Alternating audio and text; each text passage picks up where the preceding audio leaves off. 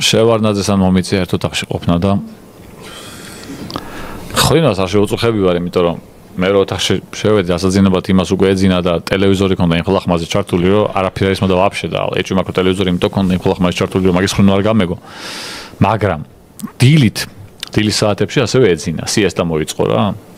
სიესტა იმიტომ მოიწყო, ნასვამი იყო და დათვრა და დაიძინა, ასე ჩემო და просто შევედი ნომერში და მალევე გავდიოდი უკან და ისეთი სანახაობა შემომთავაზა თავისი ძილით.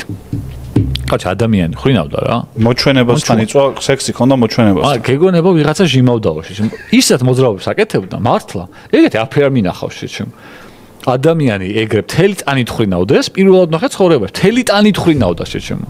გინახავს ოდესმე ეგეთი რაღაც. აი იწვეს ტიპი და რო ჩაის უმთქავს, სადაც მიდიოდეს და მერე უკან მოდიოდეს და აი ეს რაღაცებს აკეთებდეს მთელი ტანით შეჩემო. ოღონდ გვერდულად იწვა და უკიდან გეგონებოდა ვიღაცა შედებული ქონდა და იმენა შევარნაძეს უსრულებდაო რა. ძალიან სასწაულს გადახდილი 48